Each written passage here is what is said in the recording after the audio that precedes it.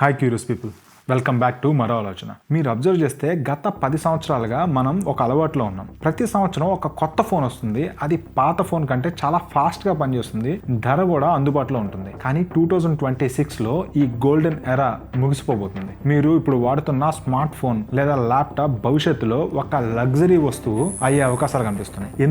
ఎందుకంటే ప్రపంచం ఒక డిజిటల్ కరువులో ఉంది. అంటే డిజిటల్ ఫెమైన్ మొదలైంది. మనం వాడే chat GPT, AI videos, self driving కార్లు, వీటన్నిటికీ కంప్యూటింగ్ పవర్ కావాలి. కానీ కంప్యూటింగ్ పవర్ నిచ్చే చిప్స్ ఇప్పుడు అయిపోతున్నాయి. అసలు కంప్యూట్ డెప్త్ అంటే ఏంటి? చైనా విధిస్తున్న ఆంక్షల వల్ల ఇండియాలో ఫోన్ ధరలు ఎందుకు పెరుగుతాయి? ప్రస్తుతానికి యుఎస్ ఇంకా ఇరాన్ వార్లో మొత్తం ప్రపంచం అంతా మునిగిపోయింది.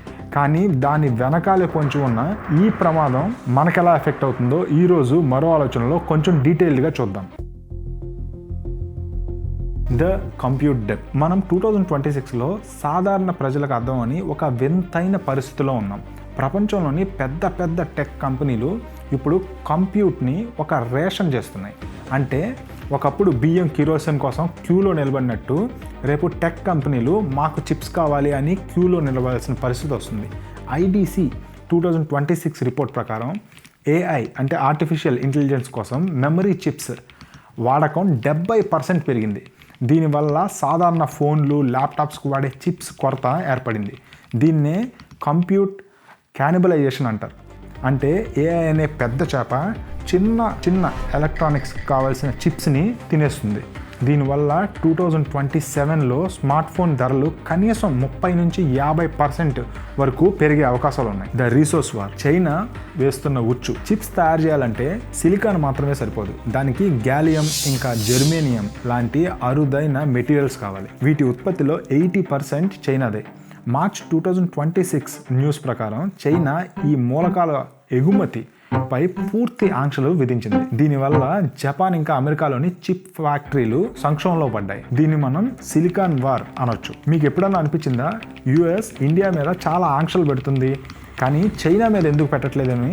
దానికి కారణం ఇదే. చైనా తన టెక్నాలజీ ఆధిపత్యాన్ని కాపాడుకోవడానికి ప్రపంచానికి డిజిటల్ సప్లైని కట్ చేస్తుంది. ఇది మన రక్షణ రంగం అంటే డిఫెన్స్ మీద కూడా చాలా తీవ్ర ప్రభావాన్ని చూపిస్తుంది. The energy monster. చిప్స్ ఉన్నా సరే వాటిని నడపడానికి కరెంట్ ఉండాలి కదా. ఒక్క ఏఐ డేటా సెంటర్కి నడపడానికి అయ్యే ఖర్చు ఒక చిన్న నగరం వాడే విద్యుత్తుతో సమానం. ఐఈఏ రిపోర్ట్ ప్రకారం 2026 గ్లోబల్ ఎలక్ట్రిసిటీ డిమాండ్లో ఏఐ వాటా 20%కి చేరుకుంటుంది. మన గ్రిడ్లు ఇంత లోడ్ని తట్టుకోలేవు. అంటే భవిష్యత్తులో మీకు కరెంట్ కావాలా, ఏఐ పనిచేయాలా అనేలాంటి క్లిష్టమైన నిర్ణయాలు తీసుకోవాల్సిన పరిస్థితి వస్తుంది. దీన్నే ఎనర్జీ బాటిల్ నెక్ అంటారు. India shield semiconductor machine 2.0. మరి ఇండియా పరిస్థితి ఏంటి? మనం లక్కీగా సరైన సమయంలోనే మేల్కొన్నాం. ఫిబ్రవరి 2026 మన ప్రైమ్ మినిస్టర్ మోదీ గుజరాత్లోని సనంద్లో మిషన్ ATMT ప్లాంట్ని ప్రారంభించారు. అంతేకాకుండా బడ్జెట్ 2026లో ఇండియా సెమీకండక్టర్ మిషన్ 2.0 కింద 8,000 కోట్లు కేటాయించారు. మనం కేవలం చిప్స్ని అసెంబుల్ చేయడం మాత్రమే కాకుండా సొంత ఇంటెలెక్చువల్ ప్రాపర్టీని తయారు చేసుకుంటున్నాం. అంటే మన సొంత చిప్స్ని మనమే తయారు చేసుకుంటాం. టాటా గ్రూప్స్ కూడా అస్సాం ఇంకా గుజరాత్లో భారీ ప్లాంట్స్ని నిర్మిస్తుంది. ప్రపంచం డిజిటల్ కరువులో ఉన్నప్పుడు ఇండియా ఒక చిప్ ఎక్స్పోర్టర్గా ఎదగడమే మన కరెంట్ లక్ష్యం. సో ఫైనల్గా చెప్పాలంటే టెక్నాలజీ ఎప్పుడు చౌకగా దొరుకుతుంది అనుకోవడం మన పొరపాటు.